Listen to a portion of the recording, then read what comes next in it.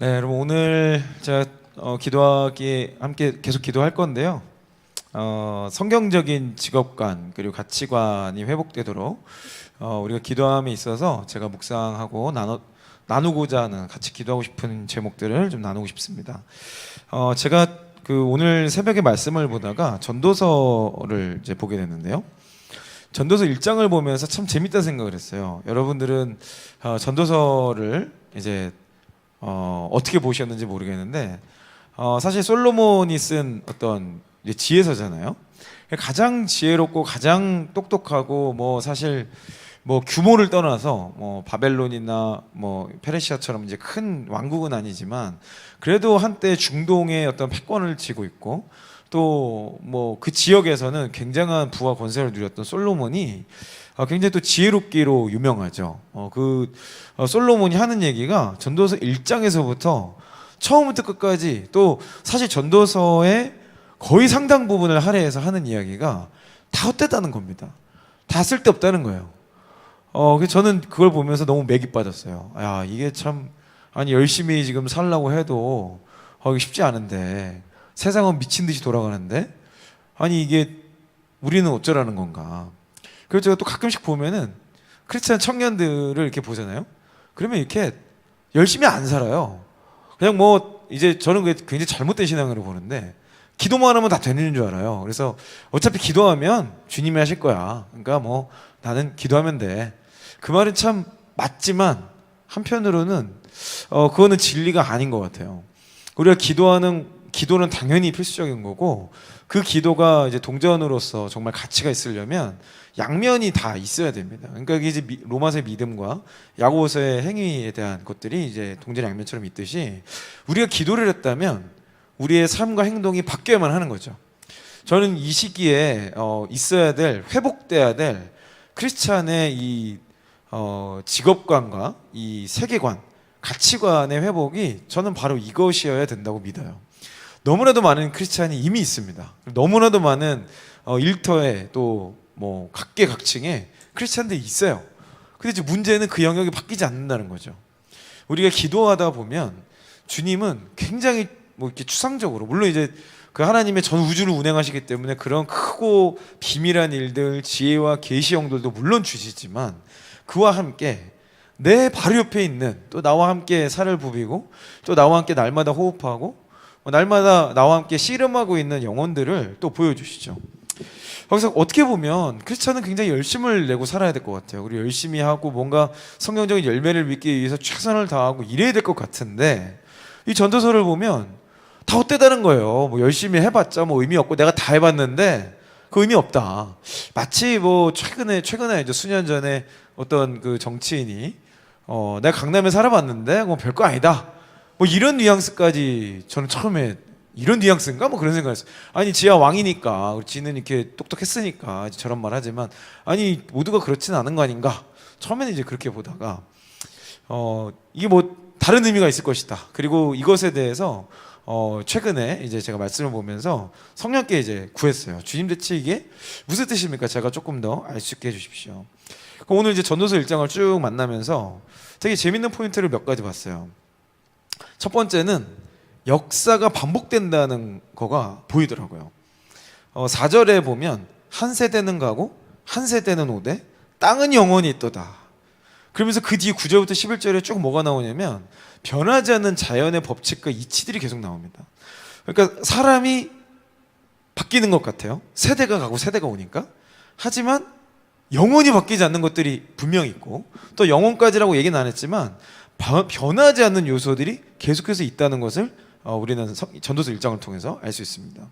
또 제가 봤던 두 번째 포인트는 우리가 무언가 대단한 일을 하려고 도전하고 또 대단한 것을 실제로 하는 것 같지만 사실은 그게 다 쓸데없다는 거예요. 2절부터 벌써 모든 것이 헛되다 막 그러면서 5절에서 7절이 자연법칙이죠. 그러니까 우리가 무언가를 계속 이 뒤에도 내가 정말 비밀한 것들, 지혜로운 것들, 남들이 깨닫지 못했던 것들, 이전 없었던 업적들을 위해서 열심을 내고 수고하고 노력하지만 그 모든 것이 사실은 의미가 없다. 그리고 또 볼 수 있는 세 번째 포인트는 8절에서 볼 수 있는 18절에서 볼 수 있는 내용인데 우리 모두는 피곤하다는 거예요. 우리 모두는 피곤하다. 여러분의 삶은 좀 어떠십니까? 정말 피곤하죠? 요즘에 뭐 이제 평안하게 아침에 이제 일찍 일어나시는 분이 계신지 모르겠는데 저는 요즘에 아침에 아주 번쩍 눈이 떠집니다. 아주 잘 일어나고 있는데 그 비결을 이따가 좀 말씀드릴게요. 저는 이제 알람을 안 맞추고 산 지 벌써 한 달 가까이 된 것 같아요. 근데 어찌됐건 간에 모두가 피곤해. 성경에 1장 18절에 보면 지혜가 많으면 번뇌가 많으니 지식을 더하는 자는 근심을 더하느니라. 그러니까 지식이 많고 아는 게 많으면 번뇌가 더 많아진다는 거예요. 그러면 이게 뭐 공부를 하라는 겁니까? 말라는 겁니까? 연구를 하라는 거예요? 말라는 거예요? 또 연구하고 뭔가 변화를 시키기 위해서 많은 노력을 해요. 근데 결론은 1장 15절에 가면 구부러진 것도 곱게 할 수 없고 모자란 것을 셀 수도 없대요. 이거 뭐 바보죠 완전히. 구부러진 걸 아니 피는 것도 못하고 모자란 걸 몇 개 개수도 못하면 이제 그런 거를 이제 바보라고 하는 거죠. 근데 우리의 삶이 그와 같다는 거예요. 그 16절에 보면 누군가보다 이전에 예루살렘에 있었던 누구보다 지혜로운 자가 되길 원했다 뭐 이렇게 얘기하지만 그 모든 게 다 헛되대요. 그러니까 지혜를 얻을수록 피곤한데 그 지혜를 얻고자 끊임없이 노력했지만 그것이 의미 없다는 걸 깨달았다. 그게 그토록 많은 지혜를 받았던 하나님께 약속으로 받았던 솔로몬이 내린 결론입니다. 그러면 이제 이걸 보면은 이제 다시 모든 무용론으로 넘어가는 거죠. 열심히 할 필요도 없고 최선을 다해봤자 어차피 헛텐데 우리 모두로 이런 삶을 사는가? 사실 그게 아니죠. 우리는 이제 결론을 알고 있는데 전도서의 맨 끝인 12장 13절에 가면 결국은 이렇게 결론이 납니다. 일의 결국을 다 들었으니 하나님을 경외하고 그의 명령들을 지킬지어다. 이것이 모든 사람의 본분이니라. 아멘. 저는 이 말씀을 보면서 우리가 수고하고 열심을 내는 것의 방향성과 초점이 회복돼야 된다는 아주 강력한 성령의 음성이 있었어요.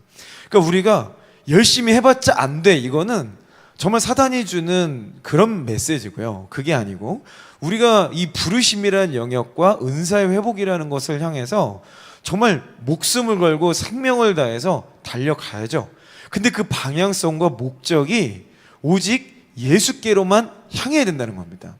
결국에는 성경적인 가치관과 성경적인 직업관이 회복되는 것이 무엇이냐? 이거를 조금 더 알아듣기 쉽게 얘기하면 내가 직업을 선택하는 목적이 뭐냐가 예수님과 직결된다는 것을 우리 스스로 설명할 수 있어야 되는 거예요. 안 믿는 사람에게. 그러니까 월급 때문에 직장을 선택했어요? 하다못해 아르바이트를 하더라도 내가 최저 시급을 조금 더 쳐주는 데를 갔어요? 자, 그러면 나는 어쩌면 하나님과 상관없는 선택을 했을지도 모릅니다. 정말 그래도 우리가 먹고 살아야 되는데 그러려면 돈이 있어야 되는데 그래도 그거 따져야 되는 거 아닙니까? 자, 그러면 예수님이 말씀하셨던 너희는 무엇을 먹을까? 무엇을 입을까? 무엇을 마실까? 걱정하지 말라. 이방인이 구하는 것 같다. 이 말씀과 모순되는 거 아닐까요? 자, 우리가 정말 구해야 될 것은 우리가 가지고 있는 직업을 선택하는 과정. 대학생이라면 전공을 선택하는 과정. 그리고 내가 누군가를 만나서 무언 관계를 맺는다면 그 관계의 목적이 하나님께로 정렬이 돼야 되는 겁니다. 그것이 정렬되지 않는다면 사실 그 어떤 수고와 그 어떤 노력을 하더라도 다 헛된 거죠. 엄청난 세상적 성공을 거둔 것 같고 엄청난 뭔가를 한 것 같아도 사실은 의미가 없는 거예요. 저도 이제 비즈니스라는 사람이고 또 유튜브를 하다 보니까 굉장한 확장성에 대한 갈급함이 있어요. 이제 유튜브 구독자들도 막 계속 이제 늘고 또 이제 그 전문 용어로 떡상이라고 합니다. 갑자기 막 뜨는 건데 막 그런 거를 제가 여러 차례 경험을 했는데 그런 경험이 날마다 일어나길 원해요.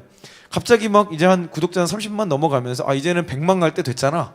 막 이런 생각도 좀 들고 막 그래도 잘 안 되면은 막 좀 조급할 때도 있고 막 이런 생각이 있는데 사실은 그때마다 제가 무슨 생각을 하면 구독자가 100만이 되면 지금과 무엇이 바뀌는 건가? 우리 회사가 엄청나게 커졌어. 그래서 엄청 떼돈을 벌어. 그럼 난 대체 뭐가 바뀌는 건가? 그랬을 때 뭐가 바뀌면 안 되는 거더라고요. 그래서 저는 그때마다 잠언 30장에 아굴의 기도를 합니다. 제가 너무 부해가지고 하나님 모른다고 하지 말게 하시고 너무 가난해가지고 하나님 원망하지 않게 해주십시오. 그러니까 결국에는 우리가 나아가야 될 길이 세상 가치와는 분명히 다른 거잖아요.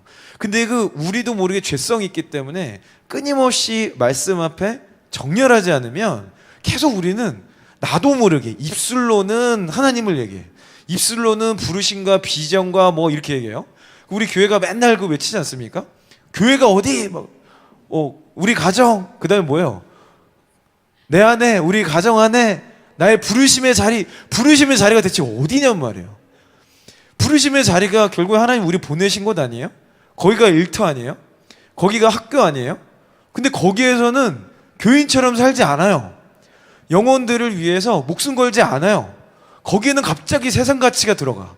갑자기 일터에서는 월급 받은 만큼만 일하려고 그러고, 거기 가면 갑자기 워라밸이 중요해지고, 갑자기 거기 가면은 내가 더 열심히 하면 뭔가 손해보는 느낌이 나오는 이유는 뭘까요? 일과 삶이 분리되고 있는 거예요. 일과 부르심이 분리되고 있는 거예요. 사단은 계속해서 작은 틈을 봅니다. 이 틈을 계속 노리는 거예요. 여러분들이 건설 현장에서 노가다를 해보실 일이 이제 없겠지만은, 저는 이제 건설 회사 인사 책임자를 하면서 건설 현장에 많이 갔었어요. 가서 이제 그 외국인 노동자들을 케어하면서 그들과 같이 이제 노동을, 진짜 그 막노동이라고 하는 것들을 같이 뭐 이 모양 저 모양으로 망치질도 하고 이렇게 해본 적이 있어요. 그들을 이해하기 위해서. 근데 그들이 건물을 해체할 때, 뭔가 철거를 할 때 건물을 뭔가 좀 잘못 지었어. 그러면 그걸 부서뜨리기 위해서 하는 행동이 있어요. 그게 뭔지 아세요? 빠루라고 하는, 뭐 우리나라 용어는 뭔지 모르겠는데 어쨌든 건설 현장에서 빠루라는 용어를 써요. 쇠로 된 이렇게 끝에만 살짝 뭉툭하게 만들어진 쇠파이프입니다. 그거를 작은 틈 하나만 있으면 거기에다가 탁 집어넣어서 지렛대 원리로 벌려요. 그러면 절대 무너지지 않을 것 같았던 콘크리트 벽이 깨집니다. 무너져요. 그러면 아무런 흠이 없는 콘크리트 벽은 어떻게 하냐? 그 빠루의 반대쪽이 그 일자 드라이버처럼 이렇게 접어놨어요. 그래서 그걸 가지고 찍어. 그러면 작은 틈이 생겨요. 그러면 작은 틈에 반대편을 끼고 지렛대 원리로 드는 거예요. 그러면 그 빠루 하나로 벽 한 면이 다 무너져요. 시간의 문제지 건물 하나 무너뜨리는 건 시간 일도 아닙니다. 이런 일들이 반복되는 거예요. 저희 회사 직원들도 저희랑 같이 인테리어 공사를 하는데, 그때도 공사할 때도 저희는 직접 하거든요. 그때도 빠루 딱 2개만 있으면 건물을 다 무너뜨릴 수 있어요. 모든 벽을 다 해체할 수 있어요. 자, 지금 이게요, 사단에게 틈을 보이지 말라고 주님이 하신 말씀이 너무 저는 예언적으로 느껴지는 거예요. 우리가 하는 일터에서 야, 작은 틈 하나를 주니까 이렇게 크게 열리는구나. 사단은 그 틈을 보고 있다는 거죠. 우리가 직장에서 회복돼야 될 가치는요, 우리가 직장에서 온전해져야 되는 것입니다. 우리가 직장에서 완전해져야 돼요. 심지어 요즘에는요, 교회에서도, 제가 뭐 교회를 비난하고 이런 게 아니라 교회에서 사역을 목적으로 하는, 뭐 우리 교회를 치면 사역자분들일 수도 있고 레위인들일 수도 있는데, 이런 분들도 세상 가치로 얘기하시는 경우들이 있더라고요. 너무 안타까운 거죠. 이거는 지금 좀 뭔가 본날이 전도된 게 아닐까요? 아니, 여기에서도 그게 회복이 안 되는데, 교회에서도 회복이 안 되는데, 일터에서 그게 어떻게 회복이 될까요? 결국에는 우리가 말씀 앞에 거할 때, 성령의 음성을 따를 때만 구체적으로, 아, 내가 오늘 한 선택, 내가 오늘 누구의 말하는 한마디, 이것이 성경적인가 아닌가, 거기에 성경에 빗대서 보는 게 바로 저는 이 가치관이, 성경적 가치관, 직업관이 회복되는 것이라는 걸 봅니다. 그렇게 하기 위해서 우리가 어떻게 해야 되는가? 뭐 제일 중요한 거는 이제 성경의 음성을 듣는 거죠. 성령님과 동행하면서 날마다 매 순간 성령께서 일로 가, 그러면 가고, 멈춰, 그럼 멈추고, 또 갑자기 구름 기둥이 턱 뜨면은 일어날 준비하고, 이런 게 사실 가장 좋은데, 문제는 우리의 삶이 그렇지 못하다는 거예요. 그러면 저는 이제 직장 생활을 하는 크리스찬으로서, 또 직장 생활을 하지 않더라도 무언가 조직을 운영하고 관리하고 사람들과 관계 맺는 이 사람의 입장에서 어떻게 살아야 하는가를 3가지로 정리하고 싶습니다. 첫 번째는 너무나도 당연하고 진부하고 뻔한 얘기지만 진리죠. 말씀 안에 거해야 됩니다. 근데 이 말씀 안에 거한다, 그러면 우리 모두 다 말씀 안에 거한다고 얘기는 해요. 근데 대체 말씀 안에 거하는 것의 실체가 무엇인가? 누가복음 11장 28절에 보면 이런 말씀이 있습니다. 예수께서 이르시되 오히려 하나님의 말씀을 듣고 지키는 자가 복이 있느니라 하시니라. 일단 말씀을 들어야 되는 것 같아요. 근데 이 말씀을 듣는 것의 실체는 시간을 구별해서 그 시간에 말씀에 집중하는 것 같아요. 그래서 저희 교회에서 이제 성경 이독을 하는데, 사실 이독의 분량이 만만치 않죠. 그리고 그게 뭐 이제 진도대로 따라가는 것도 쉽지 않지만, 더 어려운 거는 뭐냐면, 뭐 그 어떨 때 막 휴가 내고 막 몰아서 읽고 뭐 뭐 이렇게 오디오 성경으로도 듣고 뭐 이렇게 이런 식의 뭐 여러 가지 방법을 쓸 수도 있어요. 저는 그것보다 성경 이독을 떼는 것보다 중요한 게 시간을 구별해서 그 시간을 주님께 드리고 그 시간에 정말 온전히 말씀의 바다로 떠나는 건 것 같아요. 그래서 제가 이제 최근에 이제 말씀을 보다가 이제 기도를 하는데 주님께서 지난 5월 경에 아들아 체질 개선을 해라. 이제 그런 감독이 너무 강력한 네 글자를 주셨어요. 체질 개선을 해라. 이제 큰 전투를 앞두고 있는데 그때까지 체질 개선을 하고 그와 같이 살아라.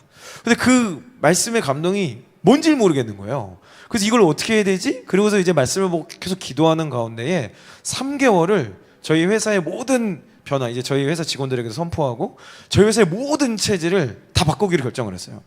대체 이 체질 개선이 뭔지 모르니까 날마다 기도하면서 하나하나씩 묻고 점검하고 해결해 가는 거죠. 그 과정 속에 굉장히 많은 변화가 있었어요. 지금 돌아보면 정말 많은 일들이 있었는데 저희 회사 안에서 이제 부르심이 맞는 직원과 아닌 직원들 다 있겠죠.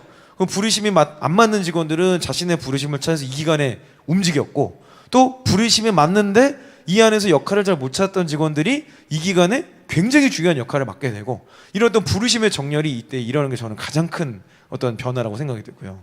또 조금 더 현상적으로 보면 저희 바로 요 건너편에 강남에 있던 오피스를 빼버리고 아주 급진적으로 저희 다른 지역으로, 과천이라는 지역으로 이동을 하게 됐어요. 그러면서 자연스럽게 직원들의 출퇴근을 안 해도 되는 원격 근무도 도입하고, 그러면서 완전히 새로운 경영 시스템을 도입하게 돼요. 그러면서 지금 굉장히 회사가 여러 모양으로 바뀌고 있어요. 근데 이거는 회사 차원이고, 제가 주님 앞에서 주님 저는 어떤 체질의 변화가 있어야 됩니까? 기도했을 때 주님이 저한테 아주 심플하게 기도하고 말씀을 봐라. 그래서 제가 어떻게 그러면 말씀을 봅니까? 그랬더니 성경에 잠언을 그때 묵상할 때는 딱 나오더라고요. 시편이었네요. 주야로 묵상해라. 그래서 제가 그때 40일 새벽 기도를 작정을 했어요.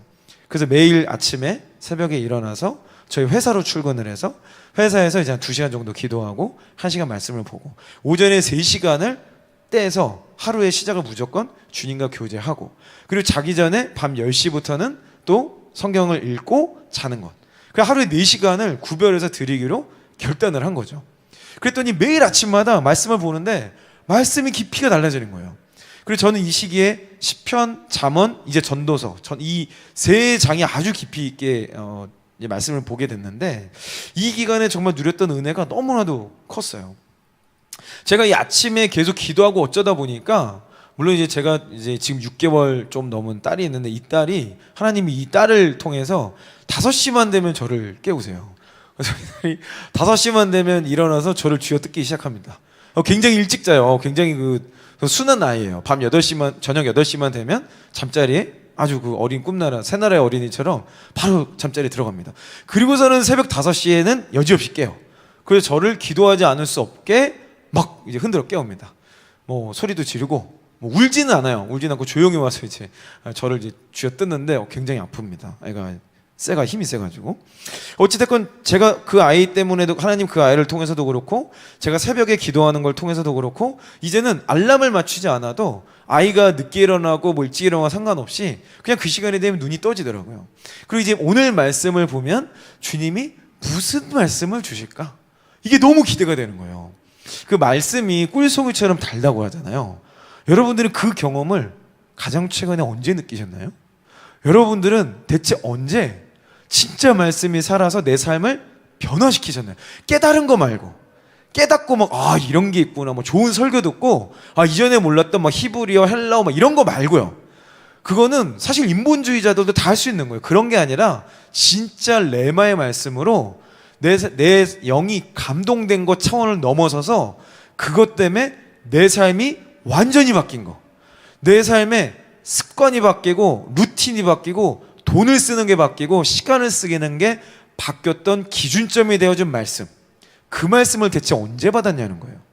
제가 이 기간 체질 개선에 3개월 시간을 주님께 딱 바치고, 이 시간에 정말 다른 거 사업 확장도 안 하고 직원도 더 이상 안 뽑고 있어요. 더 뽑아야 될 상황인데도 이 기간에 체질 개선은 완료, 물론 체질 개선은 이제 평생 해야 되겠지만 이 기간을 구별했기 때문에 이때는 절대 이제 새로운 신규 직원 추원하지 않는다. 그리고서는 지금 막 직원들이 이제 굉장히 이제 고생하고 있는데, 이 기간을 저희가 막 뚫어가면서 결국엔 기도와 말씀을 집중할 때만이 의미 있는 것들을 찾게 되더라고요.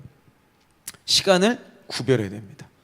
그럼 그 시간을 구별할 때 말씀을 통해서 반드시 주님이 주시는 게 뭐냐? 순종의 제목이죠. 말씀은 읽었는데 순종할 제목이 못 받았다? 그거는 사실은 말씀 안에 거했다기보다는 성경 공부를 한 거죠. 성경 공부는 우리를 혼란스럽게 만들 수도 있습니다. 성경 공부가 오히려 우리의 신앙을 망칠 수도 있어요. 왜냐하면 성령과 전혀 교통하고 있지 않은데 말씀을 연구하고 있다는 그 행위 자체에 머물러서 우리가 무언가 성령님과 동행한다고 착각하게 만들 수 있다는 거죠. 사실 행위가 중요한 게 아니에요. 행위는 중요합니다. 매우 중요하지만 행위가 잘못하면 율법적으로 갈 수 있죠. 그 행위 안에 성령의 감동과 동행하심이 더 중요한 것 같아요. 자, 우리가 또 어떻게 이렇게 가치관을 회복하고 성경 중심을 회복할 수 있는가? 두 번째는 제가 앞에서 말씀드린 것과 아이러니하게도 말씀을 연구해야 합니다. 요한복음 13장 17절에 너희가 이것을 알고 행하면 복이 있으리라. 여기서 알고 행한다는 의미가 주님의 뜻을 아는 거예요. 자, 그럼 우리가 알아야 될 진짜 성경 연구의 이 행위는 뭘까요? 성경을 연구하고 말씀을 깨닫는 것, 주석을 찾아보고 설교를 찾아보고 신학자들의 의견을 듣고 신학교에 등록해서 가는 건가요? 그거 아니죠. 우리가 진짜 성경을 연구하는 것의 구체적인 방법이 무엇일까요? 성령님께 물어보는 겁니다. 그게 뭐죠? 기도죠. 우리가 말씀을 봤으면 그 말씀을 붙들고 기도해야 됩니다. 고린도전서 2장 10절에 이와 같은 말씀이 있어요. 오직 하나님이 성령으로 이것을 우리에게 보이셨으니 성령은 모든 것, 곧 하나님의 깊은 것까지도 통달하시느니라. 말씀을 본다고 깨달아지는 게 아니죠. 성령께서 깨닫게 하셔야 깨달아지는 거죠. 제가 최근에 계속 말씀을 보면서 시편부터 넘어오면서 주님이 계속 저에게 주시는 부담이 있어요. 구제 활동을 더 해라. 구제를 더 해라. 근데 어떻게 해야 될지 모르겠는 거예요. 대체 구제를 어떻게 해야 되냐? 그냥 헌금하면 끝 땡인 거냐? 아니면 자원봉사단체에 돈 보내면 끝인 거냐? 근데 그런 단순한 단세포적인 게 아닌 것 같은 거예요. 여기서 말하는 구제가 대체 무엇인가? 당연히 이런 것도 할 겁니다. 당연히 이런 것도 해야 돼요. 근데 거기서 그치는 건 아까 말했던 율법적인 행위와 무엇이 다르냐는 거예요. 사실 그런 건 안 믿는 사람들도 다 해요. 그죠? 그리고 이단 사이비들도 다 합니다. 대체 크리스찬들의 구제는 무엇이 달라야 하는가가 제 안에 의문이 계속 남는 거예요. 근데 그 와중에 잠언 11장을 보면서 제가 무릎을 치고 깨달은 구절이 있어요. 잠언 11장 24, 25절에 보면 흩어 구제하여도 부하게 되는 일이 있나니 과도에 아껴도 가난하게 될 뿐이라. 구제를 좋아하는 자는 풍족하여질 것이요 남을 윤택하게 하는 자는 자기도 윤택하여지리라. 제가 이 말씀을 보면서 저희 회사가 지금 하고 있는 청년들의 일자리를 찾도록 도와주고 또 회사를 다니고 있는 사람들이 가치관을 성경적 가치관으로 바꾸고 그 사람들이 그 안에서 일의 의미를 찾고 열심을 다해서 열과성을 다해서 그 조직에서 인정받고 더 영향력을 갖도록 도와주는 것. 저희는 그것의 컨텐츠를 유튜브를 통해서 무료로 계속 배포하고 있는데 많은 경우에 물론 제가 유료로 하는 것도 있지만 많은 경우에 이런 컨텐츠를 왜 유료로 배포하냐? 사실은 제가 그런 생각이 들었어요. 저희가 아무리 구제 활동을 한들 저희가 아무리 돈을 모아가지고 벌어서 아끼고 해가지고 그 돈을 헌금을 한다 한들 그 사람들이 일자리를 갖게 되는 것보다 구제 활동을 더 많은 돈을 벌게 할 수 있을까요? 그들이 그들의 삶에 부르심과 은사를 찾게 하는 것보다 그들의 삶을 윤택하게 할 수 있을까요? 제가 말씀을 보면서 이게 깨달아지는 거예요. 아, 우리가 하는 일이 구제 활동과 직결되어 있구나. 그러니까 당연히 기존에 있었던 어떤 금전적인 거나 재정된 것도 당연히 하겠지만 그런 기초적인 차원 말고 그것은 당연히 하는 거고 그 너머에 더욱더 영적인 차원으로 올라서야 되는구나. 제가 이게 딱 깨달아지니까 저희가 하고 있는 일에 대해서 확신이 생기더라고요. 그러니까 이게 지금 뭐냐면 내가 하고 있는 부르심의 영역, 내가 갖고 있는 은사를 활용한 것에 대해서 말씀을 읽을 때 딱 내가 연구했던 내용이나 이게 아니더라도 성령께서 그거를 깨닫게 하신다는 거죠. 그럼 우리는 어떻게 됩니까? 말씀을 듣는 시간을 듣는 게 이제 설교 듣는 게 아니죠. 주의 말씀 때로는 그러기 있을 수도 있겠지만 주의 말씀을 먹고 씹고 삼키는 시간을 구별하고 또 그것을 가지고 순종의 제목으로 기도하는 시간을 구별하지 않으면 결국에는 우리가 온전한 가운데 들어갈 수 없다는 겁니다. 근데 제가 수많은 청년들을 만나고 이 친구들의 어떤 이 어려움을 들으면서 참 아이러니하다는 생각을 해요. 어떤 면에서 아이러니하냐면, 제가 그래도 시간 관리라는 이 영역에서는 꽤 이름이 있습니다. 우리나라의 일타 강사에 손꼽히죠. 근데 시간 관리를 막 가르치다 보면은 많은 청년들이 이렇게 질문해요. 아니, 시간을 관리할 시간이 없어요. 시간이 없는데 어떻게 시간을 시간 분석하고 기록하고 이런 걸 당신이 말하는 행위를 어떻게 합니까? 라고 얘기를 해요. 근데 참 재밌는 거는 정말 시간을 관리 잘하는 사람들은요, 그 시간 관리에 더 많은 에너지를 씁니다. 이게 아이러니한 거죠. 저도 되게 여러 가지 활동들을 하고 있어요. 근데 그 여러 가지 활동들을 남들의 한 4-5배 역할을 하는 것 같아요. 기업도 법인도 2개를 지금 운영하고 있고, 유튜브 채널도 2개를 운영하고 있고, 교회에서 하고 있는 여러 프로젝트에 크고 작게 다 들어가 있고, 그리고 외부의 다른 교회들의 메신저로 섬기고 있고, 여러 가지 활동들을 한 1인 한 7-8역을 하고 있는 거죠. 가족 이런 거 다 빼고, 누구나 갖고 있는 역할들 다 빼고, 외부 지향적으로만 갖고 있는 역할이 되게 여러 가지인 것 같아요. 그러면 그 바쁘다는 사람들의 시간 기록표를 까보잖아요. 그럼 저보다 바쁜 사람은 대부분 없습니다. 근데 왜 그 사람들의 시간을 관리하지 않을까요? 결국에는 시간을 관리 안 하니까 시간 관리가 안 되는 거예요. 시간을 관리하지 않기 때문에, 시간에 집중하지 않기 때문에 항상 바쁜 삶을 사는 거예요. 이거를 거꾸로 우리가 보면은, 말씀을 보지 않기 때문에 말씀에 기갈이 있는 겁니다. 말씀을 보지 않기 때문에 기도의 제목을 못 찾는 거예요. 기도하지 않기 때문에 말씀이 깨달아지지 않아요. 이 2가지는 동전의 양면 같은 거고, 이것을 통해서 우리가 깨달은 실천의 원리가 우리 삶에서 열매로 아주 자연스럽게, 그냥 뿌리가 내려져서 물을 머금으면 아주 자연스럽게 열매를 맺는 것인데, 이 물 주는 행위 자체를 안 하는 거죠. 그래서 우리는 시간에 대해서 결단을 해야 됩니다. 어떻게 하면 이렇게 할 수 있을까? 3번째는 뭐냐면, 야고보서 1장 25절에 답을 찾을 수 있습니다. 자유롭게 하는 온전한 율법을 들여다보고 있는 자는 듣고 잊어버리는 자가 아니요 실천하는 자니 이 사람은 그 행하는 일에 복을 받으리라. 아멘. 성경은요, 너무도 분명하게 얘기하고 있습니다. 그러니까 듣기까지는 한다는 거죠. 많은 사람들이 듣기까지는 해. 근데 듣고 잊어버리는 사람이 너무 많은 거예요. 오늘 이번 주일에, 지난 주에 여러분 저희 교회는 이제 셀대를 했는데, 여러분은 그날 어떤 메시지를 받으셨나요? 당장 어제 어떤 메시지를 받으셨고, 그 말씀에 의해서 오늘 하루는 여러분이 무엇이 바뀌셨나요? 또는 어제 그 말씀을 통해서 무엇을 바꾸기로 결단하셨나요? 우리는 매주 주일마다, 물론 날마다 매 순간 주의 말씀을 보지만, 아주 이게 하이라이트 되는 순간이 주일 설교가 있어요. 그 주일 메시지를 들으면서 우리는 듣고 잊어버립니까? 듣고 열매를 맺고 있습니까? 이것은요, 굉장히 심각한 질문입니다. 우리가 날마다 루틴이 됐어요. 주일마다 예배에 참여하고 말씀을 듣고 또 은혜 받고 기도하고, 좋아요. 다 의미가 있어요. 그런데 그것만으로는 성경적인 직업관과 가치관으로 말하기에는 너무 약한 거예요. 그러기에는, 그것만으로 이겨내기에는 이미 세상과 일터가 너무 영적으로 바뀌었어요. 우리와 정반대로. 그들은 성경을 망가뜨리고 반성경적 가치를 강조하기 위해서 아주 조직적으로, 시스템적으로 바뀌어가고 있습니다. 이제는 성경을 얘기하면 정말 잘못됐단 말, 말만 하면 꼰대라 그래요. 말만 하면 말도 안 된다 그래요. 말만 하면 옛날 사람이라 그래요. 그것뿐입니까? 완전히 무슨 잘못된 가치관을 가진 사람처럼, 아직도 구시대적인 발상을 가진 사람처럼 아주 매도해버리죠. 이런 영적인 세상과 지금 우리는 날마다 마주하고 있는 거예요. 날마다 바벨론 가치와 날마다 인본주의의 가치 속에서 우리는 그냥 항해를 하고 있거든요. 그러면 우리가 그 항해를 할 때 살아남으려면 어떻게 되죠? 물과 분리가 돼야 돼요. 하지만 물 위엔 있겠죠. 바다라는 곳에 떠 있을 때, 망망대해에 떠 있더라도 우리가 보트 위에 있으면 그래도 뭔가 소망이 있어요. 근데 그 바다 속에 그냥 구멍이 하나만, 배 구멍만 뚫려도 우리는 그냥 가라앉게 되는 거죠. 우리가 날마다 기도하고 말씀을 봄으로써 배를 수축하지 않으면, 그것을 살펴보지 않으면 언제 그 가라앉았는데 가라앉았다는 것조차도 깨닫지 못할 수가 있는 겁니다. 그래서 저는 이 말씀을 보면서 이건 역시 시간으로 정의하고 싶어요.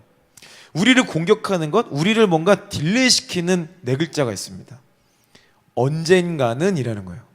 언제쯤, 언젠가는. 맞아, 나도 언젠가는 저렇게 기도할 거야. 나도 언젠가는 저렇게 말씀 볼 거야. 나도 언젠가는 전도할 거야. 나도 언젠가는 이렇게 할 거야.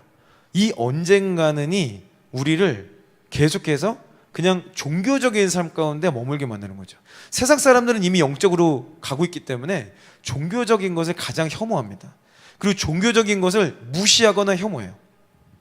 자, 오늘 말씀에서 이 야고보서 1장 25절에서 제가 좀 전에 읽었던 여기서 듣고 잊어버리는 자, 여기서 듣고 잊어버린다는 이 헬라어의 원뜻을 보면요, 무관심 혹은 소홀히 하다라는 뜻이에요. 그러니까 말씀을 듣긴 들었는데 그 말씀을 소홀히 하는 거예요.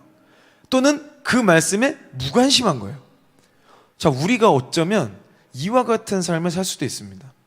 그래서 저는 이거를 시간으로 정리하고 싶은 건데, 우리가 어떤 말씀을 받았다면 그리고 순종의 제목을 찾았다면 주님께 기도의 데드라인을 받으세요. 그리고 주님께 언제 누구에게 어떻게 이와 같은 열매를 맺어야 될지를 간구하세요. 그것만이 우리의 삶을 날마다 바꿀 수 있는 거죠. 머리로 아는 것은 다 사라집니다. 근데 실천이 있을 때에는 열매 맺게 되는 거죠. 거꾸로 실천이 없는 결심은 우리를 병들게 합니다. 우리를 열매 맺지 못하게 하고 우리의 마음을 쉽게 만들어요. 왜 그럴까요? 삶이 바뀌지 않기 때문에. 제가 그 체질 개선을 이 제목을 받으면서 제 체질 개선이 또 하나가 있었어요. 주님이 금식 기도라는 감동을 주셨는데 21일 감동을 주시는 거예요. 그래서 야, 그럼 이 21일 금식을 하면은 나는 이거 어떻게 하나? 큰일 났네. 8월 말에 엄청난 이벤트들이 많은데 이걸 어떻게 되지? 그런 생각을 하는데 다니엘 기도라는 감동을 받고 제가 21일간 다니엘 기도를 하고 있어요. 그러면 이제 보통 이제 채식을 하죠. 근데 채식을 하는 여러 가지 방법들을 제가 찾아보니까 아주 좋은 방법이 있어요. 제가 이제 방법을 찾았는데 나중에 기회가 되면 여러분께도 소개를 하겠습니다. 그래서 저는 미친 듯이 먹는 다이어트를 해요. 미친 듯이 먹는데 2주 좀 넘었는데 지금 제가 한 3.6kg, 7kg가 좀 빠졌어요.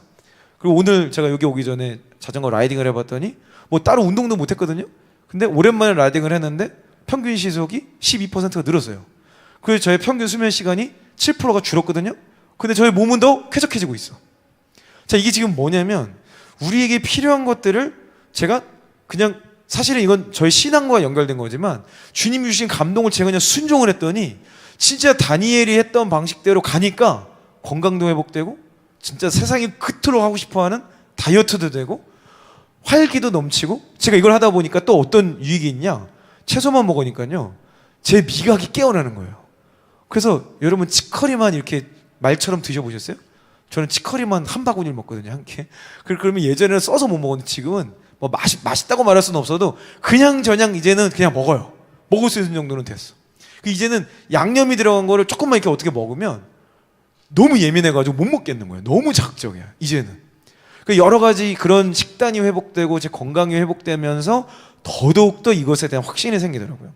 저는 사실 이런 어떤 제 육체적인 변화, 그리고 혼적인 변화, 말씀을 많이 읽으면서 혼적인 변화, 그리고 날마다 기도하고 몇 시간을 구별해 드리면서 영적인 변화, 영혼 육의 변화가 체질 개선이란 이 네 글자 안에서 날마다 말씀 보고 기도하는 과정, 이 시간을 구별했을 때 맺게 된 열매인 것 같아요.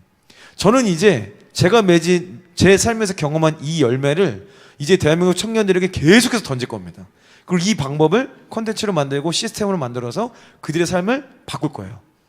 그 사람들이 뭐 공부해라는 안 해도 살 빼자 그러면 다 환장을 하죠. 그래서 제가 이제 목표는 저는 좀 더 빼서 한 7kg까지 빼고 그 7kg 어떻게 뺐는가를 이제 보여줄 거예요. 나중에 여러분들도 같이 한번 했으면 좋겠습니다. 자, 오늘 이제 결론을 내리고 싶은 것은 우리가 받은 말씀에 대해서 실천에 대한 시간의 구별이 필요하다는 거예요. 기록하고 점검해야 됩니다. 주님의 말씀을 주신 것을 들어야 되고 그 들은 것을 구체적으로 어떻게 해야 될지를 구해야 되고 그것에 대해서 잊어버리지 말고 실천을 해야 된다는 거죠. 그때 빌립보서 3장 13, 14절의 말씀이 우리에게 이루어질 줄로 믿습니다. 형제들아 나는 아직 내가 잡은 줄로 여기지 아니하고 오직 한 일, 즉 뒤에 있는 것은 잊어버리고 앞에 있는 것을 잡으려고 표대를 향하여 그리스도 예수 안에서 하나님이 위에서 부르신 부름의 상을 위하여 달라고 하노라. 아멘. 자, 여러분 우리 기도하길 원합니다. 우리가 성경적인 가치관이 회복되는 것을 기도하고 있습니다.